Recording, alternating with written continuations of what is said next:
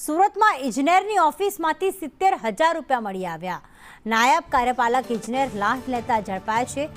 ACB દ્વારા લાંચિયા ઇજનેરની ઓફિસમાં તપાસ કરવામાં આવી અને ઓફિસના ડ્રોઅરમાંથી 70,000 મળતા એસીબી દ્વારા તપાસ કરવામાં આવી છે। લાંચિયો પરિમલ પટેલ સોમવાર સુધી રિમાન્ડ પર છે। મનીષ અમારી સાથે જોડાઈ ગયા છે।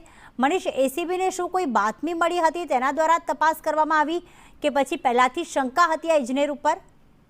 जी बिल्कुल बात करिए तो फरियादीए फरियाद आपी હતી કે તેના જૂના જે બાંધકામ છે શેડનું તેને તોડવા માટે જે ફરિયાદ જે કહેવાય કે જે કાર્યવાહી કરવાની હોય તેના માટે તેને અરજી કરી હતી, પરંતુ આ જે ઇજનેર છે તેની પાસેથી આ 50,000ની લાંચ માંગી હતી અને જે એસીબીએ છટકું ગોઠવ્યું હતું ત્યારે આ લાંચિયા અધિકારી છે તેને રંગે હાથે ઝડપી પાડવામાં આવ્યો હતો અને ત્યારબાદ તપાસ કરવામાં આવી હતી કે તેને અન્ય કોની પાસે લીધું છે। ત્યારે જાણવા મળ્યું હતું કે તેની ઓફિસની અંદરથી જે ડ્રોઅર છે પોતાની ઓફિસનું ત્યાંથી રોકડા 70,000 પણ મળી આવ્યા છે। એટલે જે 50,000ની લાંચમાં અલગ અલગ જે ખુલાસા થઈ ગયા છે તેમાંથી વધુ 70,000 મળ્યા છે। સાથે જ એસીબી દ્વારા આ જે આરોપી છે તેના રિમાન્ડ પર મેળવી લેવામાં આવ્યા છે અને તેના ઘર અને જે કહેવાય કે જે ગામ છે તેમાં પણ તપાસ કરવામાં આવી છે। સુરતનું જે ગામ આવેલું ઘર આવેલું છે ત્યાંગારી અને જે જેનું નિવાસ સ્થાન છે ત્યાંગારી પર તપાસ કરવામાં આવી છે કે અત્યાર સુધીમાં આ લાંચિયા અધિકારીએ કેટલા લોકો પાસે લાંચ લીધી છે, કઈ રીતના લાંચ લીધી છે અને કેટલા વખતથી આ પ્રમાણેનું કાર્ય કરતો હતો। જી